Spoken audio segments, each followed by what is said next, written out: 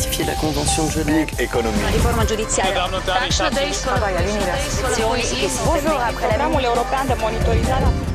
Sveiki, čia Europos naujienos. Kaip įprasta, glaustai ir originalo kalba, kai kurie reportažai su lietuviškais titrais. Visą tai jūsų patogumui. Na, o šiandien mūsų laidoje nauja ES užsienio ir saugumo politikos vizija.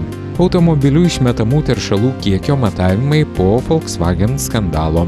Dar kartą apie duomenų apsaugą, šįkart socialinėje žiniasklaidoje. Tai ir dar daugiau visai netrukus, taigi metas pradėti.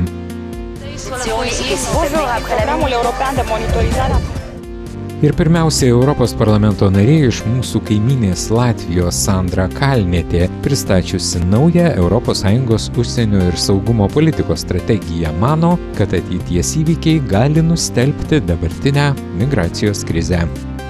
Šobrīd top Eiropas Savienības jaunā ārpolitikas un drošības politikas stratēģija, jo iepriekšējā, kas rakstīta pirms 13 gadiem, vairs neatbilst ģeopolitiskajai realitātei. Par Eiropas parlamenta pienesumu jaunajai stratēģijai ir atbildīga Sandra Kalniete, kas savā ziņojumā lielu akcentu likusi tieši uz drošības un aizsardzības jautājumiem. Mums ir arī vairāki jautājumi no ekspertiem, un lūk, viens no Dans votre rapport, vous évoquez à différentes reprises les valeurs européennes, mais vous ne faites pas beaucoup référence aux intérêts européens, si ce n'est qu'en mentionnant les intérêts fondamentaux de l'Union sans les définir. Alors, précisément, pourriez-vous, s'il vous plaît, préciser quels sont aujourd'hui, selon vous, les intérêts stratégiques de l'Union européenne dans un monde multipolaire où les rapports de puissance prennent de plus en plus d'importance. Viena no visbūtiskākajām, protams, ir miera un stabilitātes nodrošināšana. Mēs apzināmies, ka sadarbības laikmets ir beidzies. Tā rožainā aina, ko mēs redzam 2003. Gadā pieņemtajā strateģiskajā ārpolitiskajā dokumentā, ko izstrādāja Solānas vadībā, tā pasaule nav izveidojusies. Faktiski mēs esam iegājuši asas konkurences laikmetā un ap mums nav draudzīgu valstu loks, bet turbulenta konfliktu zona. Kā izbalansēt šīs divas lietas? Mēģināt radīt stabilu reģionu sev apkārt un Eiropas vērtības? Nevis kā iepriekšējās 10 gadēs, kad tā prasība bija vispirms to cilvēktiesības un citas vērtības, un tad mēs jums ekonomisko sadarbību. Šobrīd mēs tā kā labāk saprotam, ka šīs divas lietas iet roku rokā. Otrkārt, mēs saprotam, ka nebūtu ne visas mūsu kaimiņu valstis vēlās kļūt savā sabiedrības modelī tādas pat kā Eiropas Savienība, sekot mūsu modelim. Tas, kas kaimiņu valsts interesē, tas ir mūsu ekonomiskās labklājības modelis. Tieši par reģioniem un fokusu uz atsevišķiem reģioniem ir arī nākamais eksperta jautājums. So far, the European Union has tried to focus on different regions across the globe, and to be honest, quite often it has failed in its aims in some of the regions. So therefore, the question is, shouldn't the European Union define concrete regions where it can reach its goals instead of focusing on almost everything? Šeit ir sadūrušās divas tendences. Viena, kas uzskata, ka Eiropai ir jābūt ar lielām globālām ambīcijām. Un tad otra tendence, kur pārstāv arī es, ka Eiropai ir jābūt noteikumu radītājai un labas pārvaldības eksportētājai pasaulē. Bet mūsu pirmais un galvenais uzdevums ir būt globālai varai ar reģionālu fokusu. Ja mēs nespējam stabilizēt savus kaimiņu reģionus Eiropai apkārt, tad mums nav nekāda ticamība mūsu globālā spēlētāja ambīcijām. Es domāju, ka viens no viseksplozīvākajiem jautājumiem, ar ko Eiropai nākamajās 10 gadēs būs jāsastopās, tas būs demografiskais sprādziens Āfrikā. Rezultātā tā migrācijas krīze, ko mēs šodien piedzīvojam, mums liksies tikai kā tāda pirmo klašu pieredze. Ja? Tāpēc ir ļoti svarīgi izveidot efektīvu attīstības sadarbību un ieguldīt ārējās attiecībās pietiekami daudz līdzekļu. Šodien, diemžēl, mēs to nedaram. stratēģijā nav pieminētas atsevišķas valstis. Un lūk jautājums no franču eksperta. Que fait-on avec la Russie? On la détruit. Il n'y a pas un mot dans ce texte sur la nécessité d'un accord de sécurité pan-européen du type que proposa Medvedev en 2008. Un tel accord n'intéresse-t-il pas l'Europe? Elle préfère le discours du général Breedlove. Justement, que fera l'Europe dans un an si elle a un président Trump à la Maison-Blanche? Qu'est-ce que fera l'Europe contre la Russie telle qu'elle est et les USA tels qu'ils pourraient rapidement devenir? Krievija nav uzticams partners, bet, protams, Krievija ir neapējama valsts, ja mēs vēlamies stabilitāti mūsu kontinentā. Un tāpēc es uzskatu, ka Eiropai ir nevis jādomā, kādā veidā uzlabot situāciju Krievijā. Tas ir Krievu tautas un Krievijas valdošās elites uzdevums, bet gan Eiropai ir jākoncentrējās uz savas noturības paaugstināšanu. Šajā dokumentā diezgan daudz tiek veikts tāds konkrēts mājiens uz Eiropas armijas izveidošanu, pat vienota Eiropas izlūkdienesta izveidošanu. Cik tas ir reāls ceļš, jūsuprāt? Es domāju, ka tas ir nenovēršams ceļš. Tam dalībvalstis nepretosies, vai tam parlamentā būs atbalsts? Parlamentā tam būs atbalsts, jo parlaments vienmēr savās prasībās ir gājis tālāk, skatoties nākotnē, nekā politiķi ir gatavi to darīt. Paldies par sarunu. Paldies. Toliau laidoje, kaip išvengti tapatybės vagystės. Kokias teisės turi piliečiai? Europos parlamento narys Filipas Albrechtas iš Vokietijos atsako į klausimus, jam užduotus internetu. It's becoming the question asked over and over. How can people and their personal data be protected online? An overhaul of data protection rules that date back to 1995 aim to give back power to the people. But will they? Over to German MEP Jan Philipp Albrecht. How can we protect ourselves from identity theft? The best is to really decide where you want to put your personal data and where not, and to choose services which are more secure than others. How can the EU protect its citizens' information from giant corporations?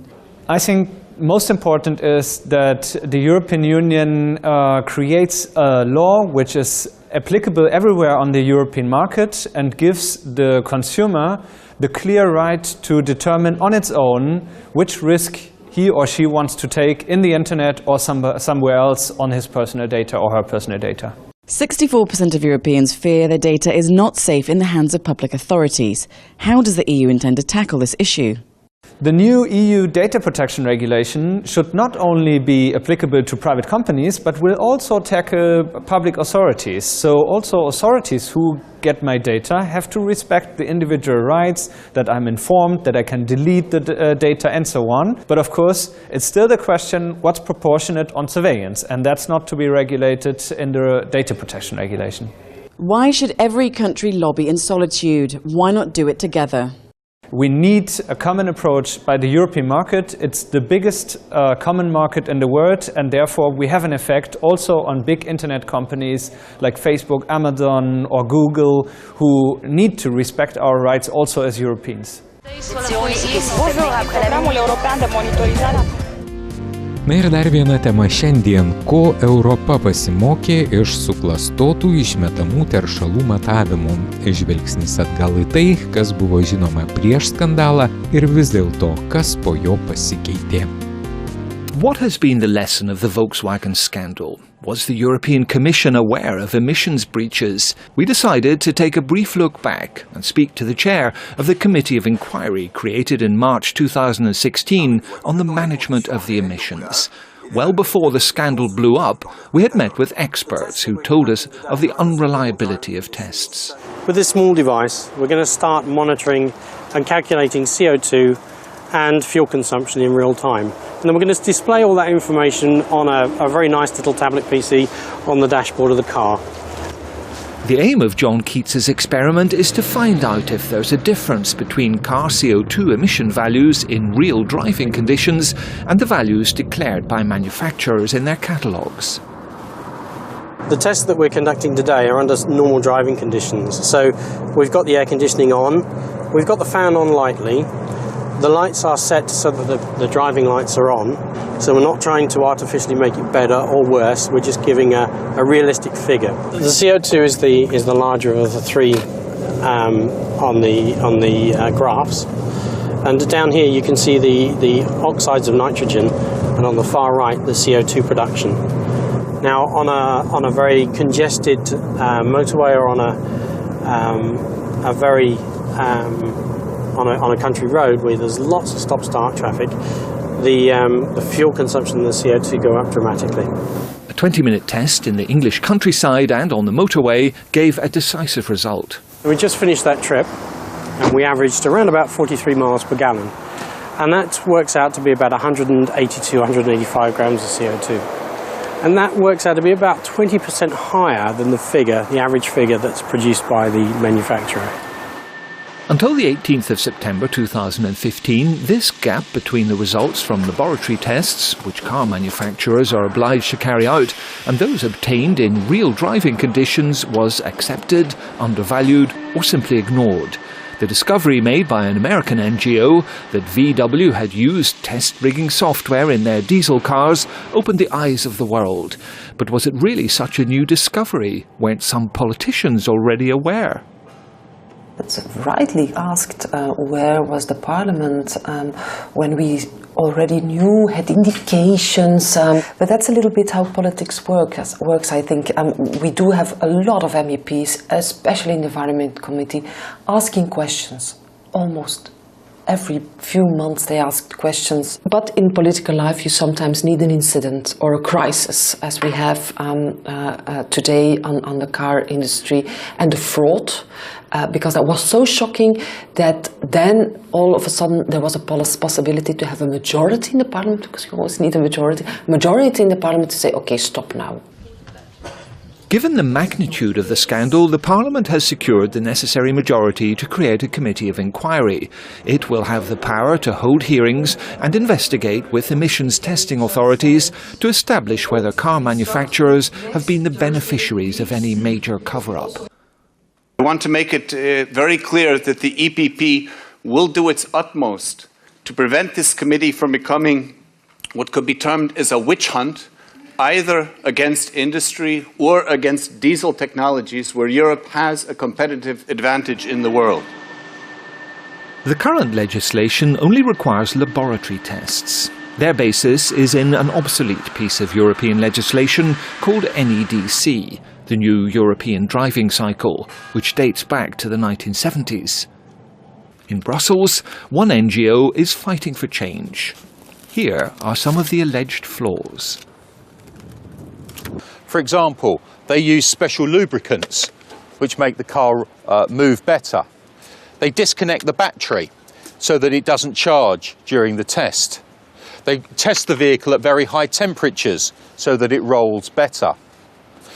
They use the engine management system to get ultra-low results just during the test. Another part of the test measures how well the car rolls and moves through the air. So they'd remove the wing mirror. They'd tape up the doors. They'd make the car lighter, maybe by taking out the back window. All of those flexibilities each make 1 or 2%, but together they add up to about a 25% difference between the test results and what drivers can achieve on the road. Over to the Netherlands, we meet a researcher who has carried out a study on car CO2 emissions for the European Commission. He says some manufacturers take more advantage of leeway than others. We do know from speaking to people in the field that some manufacturers are more reluctant to use these flexibilities than others. And that in itself already creates false competition. So it would even be in the interest of the manufacturers to do something about these flexibilities, because we see that manufacturers now force each other into using these flexibilities in order to get low CO2 results for vehicles qualifying, for instance, for fiscal incentives. The car lobby in Europe still wields a lot of power. In October 2015, the Member States and the European Commission granted manufacturers leeway on emissions limits, giving them in fact a considerable period of time to reduce the levels of NOx and other pollutant gases to legal levels. For its part, the Commission has proposed another reform of the emissions tests legislation. The tests will be conducted in real driving conditions on the roads, but starting from 2021 instead of the previously foreseen 2017. We all know that there's a strong lobby. The inquiry committee will help to underline and help the Commission to be ambitious enough. At the end of 2015, the European Environment Agency estimated that each year there are 430,000 premature deaths caused by air pollution, to which the automotive sector contributes.